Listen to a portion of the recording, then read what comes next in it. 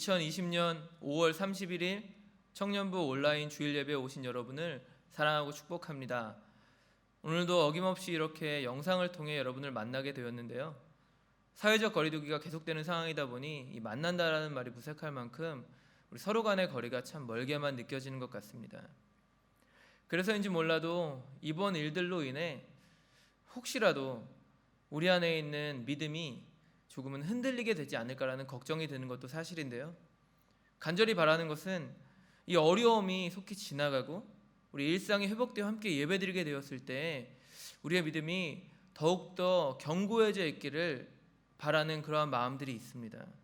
어려운 상황이지만 오늘도 예배를 통해, 이 온라인 예배를 통해 주님의 임재를 사모하며 우리가 주님 곁으로 조금 더 가까이 나아가기 원하는 그런 마음들을 갖게 되시기를 주님의 이름으로 축복합니다. 오늘 함께 보실 본문은 느헤미야 1장 1절에서 11절까지의 말씀인데요. 저는 오늘 이 말씀을 가지고 시대를 바꾸는 기도의 능력이라는 제목의 말씀을 함께 나누기 원합니다. 1861년 4월 흑인 노예제도에 대한 찬반으로 시작된 미국 남북전쟁은 무려 4년이라는 긴 시간 끝에 북군의 승리로 막을 내리게 되는데요. 당시 이러한 역사 속에는 기도와 관련된 특별한 에피소드 하나가 담겨 있었다고 합니다. 사실 전쟁 초기에만 해도 병력적으로 볼 때 남군이 북군을 이기는 것은 쉽지 않아 보였습니다. 그것은 당시 북군의 병력이 남군에 비해 월등히 더 많았기 때문인데요. 그로 인해 많은 사람들은 전쟁이 그리 오래 가리라고는 생각하지 못했던 것 같습니다. 그런데 정말 아이러니한 것은요, 이러한 예상을 비웃기라도 하듯 전쟁이 시작되자마자 북군이 계속적으로 패배를 당하기 시작했다라는 겁니다. 그로 인해 수많은 그 젊은 병사들을 잃을 수밖에 없었다라는 것이죠. 그런데 이것은 당시 북군의 리더였던 아브라함 링컨 대통령의 마음을 늘 무겁게 만들었습니다. 그것은 뜻대로 풀리지 않는 전쟁 속에서 죽어가는 어린 병사들을 바라보며 그가 지도자로서 무거운 책임감을 느낄 수밖에 없었기 때문이죠. 그로 인해 링컨은 매일 하루 두세 시간씩 가슴을 치며 이제 눈물로 기도했다라고 하는데요. 당시 이러한 링컨의 마음을 너무나도 잘 알았던 그 관료들이 어느 날 링컨을 찾아와 이러한 말을 전했다라고 합니다. 각하, 우리도 마음을 모아 하나님께 우리 편이 되어달라고 함께 기도하겠습니다. 참 멋진 말 아닌가요? 예상치 못한 실패 속에서 같은 믿음을 가진 공동체가 리더에게, 누군가에게 책임을 묻기에 앞서 그를 위로하며 함께 기도했다라는 것을 볼 때 우리는 당시에 북군의 이 공동체가, 특별히 그 안에 있었던 관료들의 그 신앙이 얼마만큼 성숙했는지를 추측해 볼 수 있는데요. 정말 이상한 것은 그 당시에 링컨 대통령만 그들을 그러한 시각으로 바라보지 않았다라는 것입니다. 그것은 그가 이 말을 듣자마자 오히려 정색을 하면서 그러한 기도는 아예 하지도 말라라는 식의 어떤 꾸짖음을 그들에게 했기 때문이라는 것입니다. 여러분, 당시 링컨은 왜 자신을 위로하기 위해 온 그 관료들을 이렇듯 가시돋친 말로 밀어낸 것일까요?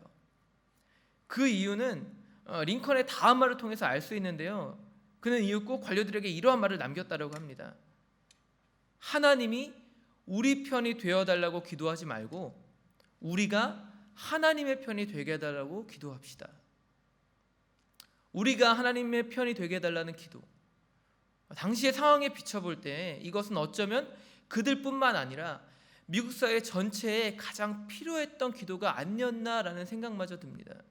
그만큼 이 말이 당시 미국이라는 나라의 가치관을 잘 반영한 표현이었다라는 것이죠.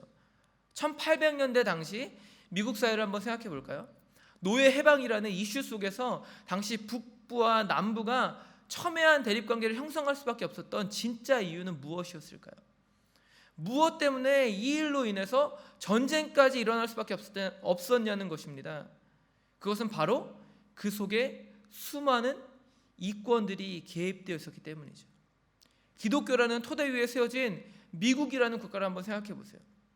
그들의 건국이념에 비춰본다면 노예제도는 여러분 옳은 일입니까? 전혀 그렇지 않죠. 그들에게 노예 해방은 너무나도 당연한 일, 반드시 이루어져야만 하는 그런 일이었습니다. 다시 말해 기독교적인 가치관을 가진 기독교 신앙을 따르는 미국인이라면 이것을 무조건 찬성해야만 했다라는 것이죠. 그런데 왜 미국의 절반, 그것도 유독 남부에 살았던 사람들만이 이 노예제도의 폐지를 반대했냐는 거예요. 도대체 무엇 때문에 전쟁을 불사하면서까지도 노예제도의 폐지에 저항했냐는 겁니다. 그것은 바로 당시 미국 남부 지역이 대부분 농업지대를 형성하고 있었기 때문입니다. 이로 인해서 그들의 삶은 흑인 노예들의 노동력을 절대적으로 필요로 할 수밖에 없는 환경 가운데 있었다라는 것이죠.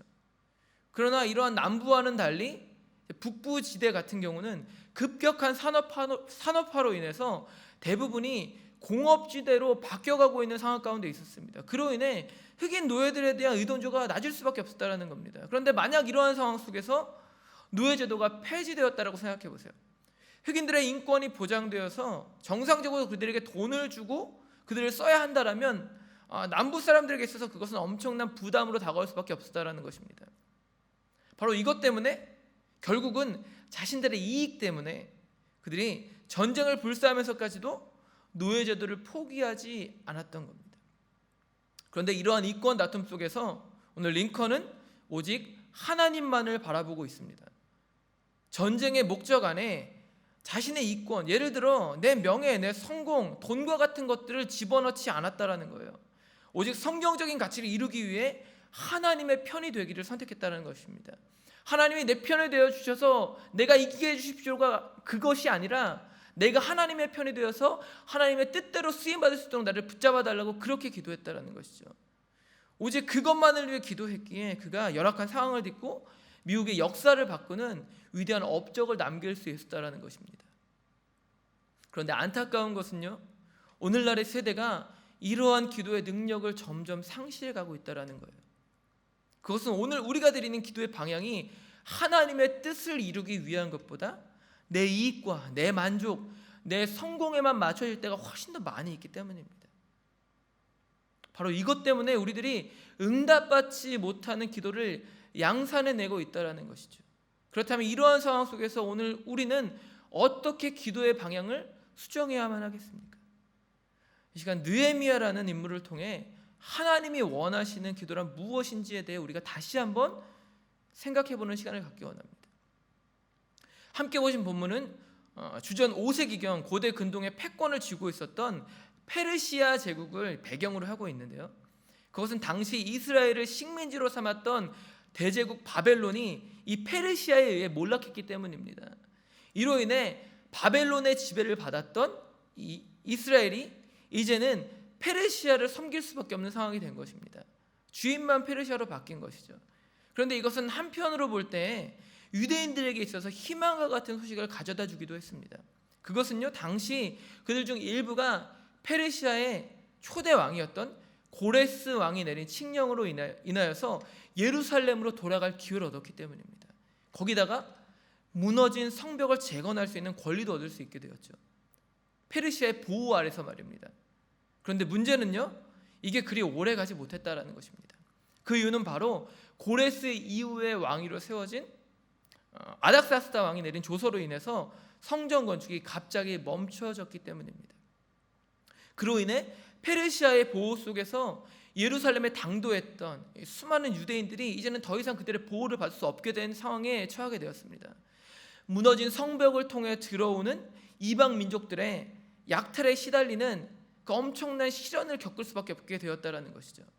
그런데 이러한 상황 속에서 오늘 본문 1절은 당시 느헤미야가 아닥사스다 왕 제20년 기슬루월에 수상궁에 있었다라고 말하며 당시만 해도 그가 이스라엘 땅이 아닌 예루살렘이 아닌 페르시아 왕궁의 신하로 나름 괜찮은 삶을 살았다라고 말하고 있습니다. 예루살렘에 있는 동족들과는 상반된 인생을 살고 있었다라는 것이죠. 그런데 바로 이러한 현실 속에서 그는 자신을 찾아온 몇몇 사람들을 통해 예루살렘으로 돌아간 동족들에 대한 이 안타까운 소식을 듣게 됩니다. 이에 대해 본문 2절과 3절은 이렇게 말합니다. 내 형제들 가운데 하나인 하나니가 두어 사람과 함께 유다에서 내게 이르렀기로 내가 그 사로잡힘을 면하고 남아있는 유다와 예루살렘 사람들의 형편을 물은즉 그들이 내게 이르되 사로잡힘을 면하고 남아있는 자들이 그 지방 거기에서 큰 환난을 당하고 능욕을 받으며 예루살렘 성은 허물어지고 성문들은 불탔다 하는지라. 여러분, 오늘 본문을 통해 나타난 이 대화 속에서 당시 우리는 느헤미야의 관심사가 무엇이었는지를 분명하게 확인할 수 있는데요, 그것은 당시 그가 자신을 찾아온 동족들에게 가장 먼저 유다와 예루살렘 사람들의 형편을 물어보았기 때문입니다. 다시 말해 그가 편안하고 안락한 환경 가운데 있을 때 그것에 취해 있는 것이 아니라 늘 고국으로 돌아간 형제 자매들의 삶에 대해 많은 관심을 두고 있었다는 겁니다. 그런데 우리는 이를 통해 하나님의 사람, 기도의 사람이라면 반드시 가져야 할 삶의 자세가 무엇인지 분명히 알 수 있어요. 왜 그렇습니까? 그것은 기도의 사람이라면 그는 자신의 성공, 자신의 만족, 자신의 유익, 이러한 것들이 아닌 하나님이 주관하시고 돌보시는 세상에 대한 특별한 관심을 쏟아야 되기 때문입니다. 그래야만 하나님의 마음을 품고 하나님이 창조하신 세상을 위해 기도할 수 있다는 거예요. 4절을 볼까요? 동족들 앞에 놓인 고난의 현실을 전해들은 느헤미야는 어떻게 반응하고 있습니까? 4절은 이렇게 말합니다. 내가 이 말을 듣고 앉아서 울고 수일 동안 슬퍼하며 하늘의 하나님 앞에 금식하며 기도하여. 여러분, 느헤미야의 기도는 어떻게 시작되고 있습니까? 본문은 하나님이 돌보시는 세상, 하나님이 사랑하시는 사람들을 향한 안타까움이 그를 기도의 자리로 이끌었다라고 말하고 있습니다. 그들의 아픔을 듣고 함께 울며 슬퍼할 수 있는 그 마음이 있었기에 그가 금식하며 간절히 하나님 앞에 기도를 드릴 수 있었다라는 거예요. 그런데 이러한 느헤미야의 기도 속에는요, 하나님을 향한 특별한 믿음이 있었습니다. 그것은 무엇인가요? 그것은 바로 하나님이 역사를 주관하시는 분이라는 사실을 그가 믿었다라는 겁니다. 5절을 볼까요? 처음 기도를 시작하면서 느헤미야는 하나님을 어떻게 부르고 있습니까? 그는 주님을 하늘의 하나님 야훼, 크고 두려우신 하나님이라고 부르고 있습니다. 그런데 우리는 이를 통해서 당시 느헤미야가 하나님을 우주 만물을 다스리시며 인간의 생사 화복을 주관하시는 분으로 인정했다는 것을 확인할 수 있어요. 하나님이 이 세상 모든 문제보다 더 크고 위대하신 분이라는 것이죠. 바로 이러한 믿음 때문에 그가 동족의 아픔을 붙잡고 금식하며 하나님이 이 문제를 해결해 주십시오라고 기도할 수 있었다는 것입니다. 그런데 본문 5절은요, 이와 함께 그가 이러한 하나님을 주를 사랑하고 주의 계명을 지키는 자에게 언약을 지키시는 분이라고 고백했다라고 말합니다. 다시 말해 그의 기도가 하나님의 약속에 기댄 기도였다라는 것입니다. 8절과 9절을 볼까요? 그가 붙잡은 약속은 무엇입니까? 본문이 이렇게 말합니다. 옛적에 주께서 주의 종 모세에게 명령하여 이르시되 만일 너희가 범죄하면 내가 너희를 여러 나라 가운데 흩을 것이요 만일 내게로 돌아와 내 계명을 지켜 행하면 너희 쫓긴 자가 하늘 끝에 있을지라도 내가 거기서부터 그들을 모아 내 이름을 두려고 택한 곳에 돌아오게 하리라 하신 말씀을 이제 청하건대 기억하옵소서. 여러분, 오늘 느헤미야가 붙잡은 것은 무엇입니까? 그것은 바로 하나님을 찾는 자, 말씀을 지키는 자를 회복시키시겠다는 하나님의 영원한 약속, 그 약속을 붙잡았다라는 겁니다. 그렇게 그는 하나님 앞에 선택받은 민족 이스라엘, 그들을 기억해달라고 하나님 앞에 간절히 기도할 수 있었다는 것이죠. 예루살렘에서 고통당했던 자신의 동족들 한번 생각해 보십시오. 그들이 고향으로 돌아간 이유는 무엇이었습니까? 그것은 바로 하나님의 성전을 짓기 위해서였습니다. 이를 통해 무너진 신앙을 회복하기 위해, 바로 그것을 위해 약속의 땅으로 돌아갔다라는 것입니다. 그렇게 이러한 약속에 근거한 느헤미야의 기도는 반드시 하나님 앞에 응답받을 수밖에 없는 기도였다라는 것입니다. 그런데 여기서 또 한 가지 살펴볼 점은요, 그 기도가 하나님의 완전한 성품인 긍휼에 기댄 기도였다라는 겁니다. 5절 후반부를 볼까요? 오늘 느헤미야는 하나님을 이렇게 부릅니다. 긍휼을 베푸시는 주님. 이를 통해 우리는 느헤미야가 사랑 많으시고 노하기를 더디하시며 고통당하는 자들, 그들을 불쌍히 여기시는 하나님의 완전한 성품에 근거하여서 하나님께 저들을 도와달라고 기도했다는 것을 확인할 수 있다는 것입니다. 하나님의 그 완전하신 사랑, 눈물 흘리며 아파하는 자들, 그들의 아픔을 공감하며 그들을 구원하기 원하는 그 하나님의 사랑에 근거하여서 그가 간절히 함께 눈물 흘리며 기도했다라는 것이죠.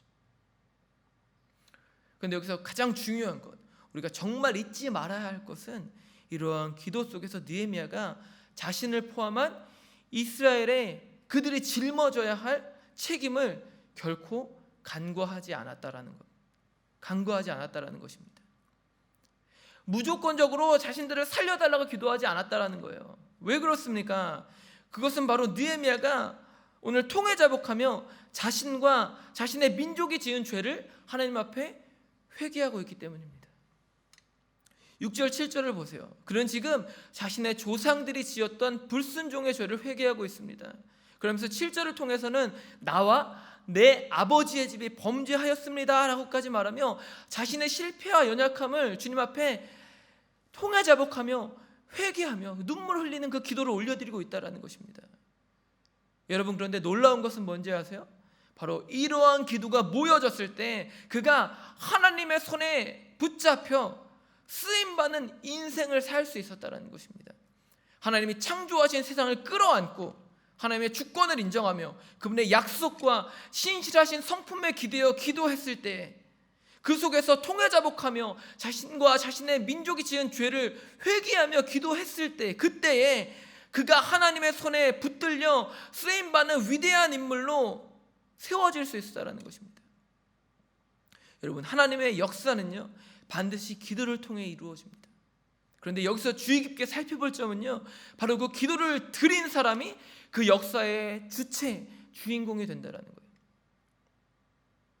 하나님이 기도의 사람을 통해 일하신다라는 것이죠. 왜? 그에게 그 기도 속에 담긴 확실한 비전이 있기 때문입니다. 11절을 보세요. 느헤미야는 분명 자신의 형통을 구하고 있습니다. 우리말로 하면 성공이라고도 볼 수 있겠죠. 그런데 우리는요 이러한 본문 속에 담긴 형통의 이유가 조금 특별하다라는 것을, 특이하다라는 것을 확인할 수 있어요. 그 이유는 무엇입니까? 그것은 그가 이러한 형통을 구하며 내가 이 사람 앞에 은혜를 입게 해주십시오 라고 기도하고 있기 때문입니다. 여러분, 여기서 말하는 이 사람은 누구인가요? 문맥을 통해 볼 때 그는 바로 페르시아의 통치자인 아닥사스다 왕을 가리키고 있다는 것을 우리가 알 수 있습니다. 그런데 이것은요 느헤미야가 드린 이전의 기도와 비교해 볼 때 조금은 이상하게 보일 수도 있습니다. 왜 그렇죠? 그것은 아닥사스다가 당시 이스라엘을 지배하는 적국의 왕이었기 때문입니다. 더군다나 그는 고레스가 내린 성전 건축의 역사를 막은 자였습니다. 다시 말해 그가 예루살렘에서 고통당했던 유대인들의 주된 적이었다라는 것이죠. 그런데 여러분, 지금 느헤미야는 그런 아닥사스다에게 잘 보이게 해달라고 기도하고 있어요. 여러분, 이게 말이나 되는 이야기입니까?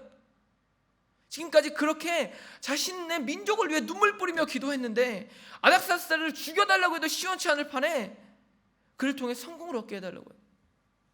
이게 말이나 되냐는 거예요. 우리로서는 도저히 이해가 되지 않는 행동입니다. 그런데 왜 그는 갑자기 이런 기도를 드린 것일까요? 왜 갑자기 기도의 방향을 확 틀어버린 거냐는 거예요. 그것은 아이러니하게도 그가 문제를 해결하기 위해 아닥사스다 앞에 서야만 했기 때문입니다. 여러분, 머나먼 이방 땅에서 느헤미야가 할 수 있는 것은 무엇이었습니까?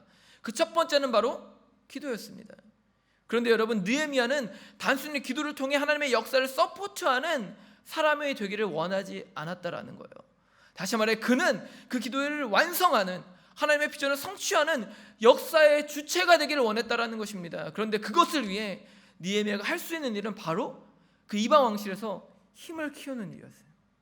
실력을 키우는 일이었어요. 그래서인지 몰라도 그는 아닥사스다의 마음을 바꿔야만 자신의 동족이 다시 안전한 울타리 속에서 성전과 성벽을 재건할 수 있을 것이라는 생각을 가졌던 것 같습니다. 그래서 그는 아닥사스다에게 영향력을 끼치는, 신뢰받을 수 있는 사람이 되기 위해 그런 기도를 올려드렸다는 거예요. 단순히 내가 잘 먹고 잘 사는 것, 그것만을 위해 기도한 것이 아니라는 것이죠. 그런데 중요한 것은요, 하나님이 그러한 느헤미야의 기도에 응답하셨다는 것입니다. 11절 후반부를 보세요. 본문은 그 기도의 결론을 이렇게 내리고 있습니다. 그때에 내가 왕의 술관원이 되었느니라. 여러분, 민족의 아픔을 부여잡고 눈물을 흘리며 기도한 느헤미야는 결국 페르시아 제국 안에서 왕 앞에도 설 수 있는 꽤 성공한 사람이 되었습니다. 그런데 정말 아이러니한 것은요, 그러한 느헤미야가 성공할 수 있었던 그 이유가 바로 그 성공을 쫓지 않았기 때문이라는 거예요. 그는 성공보다 하나님의 뜻을 쫓는 사람이었습니다. 그 뜻을 이루기 위해 성공이라는 도구가 잠시 필요했을 뿐이었다라는 것이죠. 그런데 안타까운 것은요, 오늘 우리들의 기도가 단순히 성공만을 쫓는 선에서 멈춰버릴 때가 너무나도 많이 있다라는 것입니다. 왜 성공해야 하는지, 왜 꿈을 이루어야 하는지, 그것에 대한 목적의식을 갖지 못한 채 성공 자체에만 매인 삶, 그렇게 잘못된 기도 생활, 잘못된 신앙생활을 할 때가 너무나도 많이 있다라는 거예요. 그런데 여러분, 성경은요, 그러한 기도가 절대 응답받지 못한다라고 말하고 있습니다. 야고보서 4장 3절을 보세요. 본문은 구하여도 받지 못하면 정욕으로 쓰려고 잘못 구하였기 때문이라 라고 말합니다. 무슨 말인가요? 기도의 방향, 기도의 목적이 바르지 않다라면 그 기도는 절대 응답받을 수 없다라는 것입니다. 하나님의 뜻을 이루기 위한 기도가 아니라면 우리들의 삶에 하나님의 비전을 이룰 기회도 주어지지 않는다라는 거예요. 여러분, 바른 기도란 무엇입니까? 그것은 시대를 끌어안을 수 있는 기도여야만 합니다. 시대의 아픔과 고통을 끌어안고 눈물 뿌리며 드리는 기도, 하나님이 그러한 기도를 받으신다라는 것입니다. 그러한 자가 역사를 움직이는 하나님의 일꾼으로 쓰임받을 수 있다라는 것입니다. 여러분, 그러므로 코로나19로 인해서 모두가 어려운 상황 속에서도 우리들의 삶은 시대의 아픔, 그 고통을 끌어안고 나 자신을 뛰어넘는 그런 기도를 드릴 수 있는 우리 모두가 되기를 간절히 기도드립니다. 내 상황, 내 환경, 그렇게 내 것, 내 문제에만 매여있지 말라는 거예요. 문제보다 크신 하나님, 역사의 주관자 되시는 하나님을 바라보며 시대를 끌어안고 기도하라는 것입니다. 그러면 그 기도의 성취자가 될 수 있습니다. 시대를 변화시키는 비전의 사람으로 쓰임받을 수 있다는 거예요. 그러므로 여러분, 지금 넘어진 그 자리에서 다시 한번 하나님의 꿈을 꾸시기 바랍니다. 그것을 통해 시대를 바꾸는 기도의 사람으로 다시 일어서는 우리 모두가 되기를, 무너진 이 땅을 일으키는 믿음의 용사들로 쓰임받는 우리 모두가 되기를 주님의 이름으로 간절히 기도드립니다. 축복합니다. 함께 기도하겠습니다. 사랑의 하나님, 하나님은 이 암울한 시대 속에서도 역사를 바꾸어낼 수 있는 기도의 사람을 찾고 계십니다. 느헤미야와 같이 시대를 끌어안고 기도할 수 있는 사람, 그 기도를 통해 하나님의 꿈을 성취할 수 있는 누군가를 찾고 계십니다. 그러나 주님, 연약한 우리 모두는 오늘도 나 중심, 나를 세상의 중심에 두고 그렇게 세상을 바라보는 어리석은 삶을 살고 있습니다. 오로지 내 것을 위해 하나님을 도구로 이용하는 그러한 잘못된 기도 생활, 신앙생활 할 때가 너무나도 많이 있습니다. 주님, 우리를 불쌍히 여겨 주시옵소서. 오늘 우리들의 실패와 연약함들을 하나님 앞에 다 내려놓습니다. 그리고 다시 한번 하나님이 약속하신 길을 걷기 위하여 하나님의 꿈을 꾸며 하나님의 뜻을 이루는 삶을 살기를 소원하오니, 오늘 우리 앞에 있는 주어진 이 어려운 현실을 바라볼 때에 낙심하며 절망하며 주저앉지 않게 해주시고, 그 속에서 믿음을 저버린 채 내 것만을 위해 집중하는 삶을 살지 않게 해주시고, 하나님이 우리 가운데 펼쳐놓으신 그 세상을 바라보며 그 세상을 끌어안고 이 땅을 위해 눈물 뿌리며 기도할 수 있는 그러한 하나님의 귀하고 복된 일꾼들, 기도의 용사들이 될 수 있도록 우리를 붙잡으시고 인도하여 주시옵소서. 그렇게 기도할 때 하나님 우리 가운데 비전을 심어주시고 우리들의 삶이 그 기도의 역사를 이루어낼 수 있는 역사의 주체들이 될 수 있도록 우리를 사용하여 주시옵소서. 그렇게 한 주간의 삶을 주님의 뜻 가운데 살아낼 수 있도록 우리를 인도하시고 이끄실 주님을 바라보며, 오늘도 우리를 사랑하셔서 우리 가운데 예수 그리스도를 보내주신, 보혈의 피로 우리를 구원하신 우리 주 예수 그리스도의 이름으로 감사하며 간절히 기도드렸습니다. 아멘.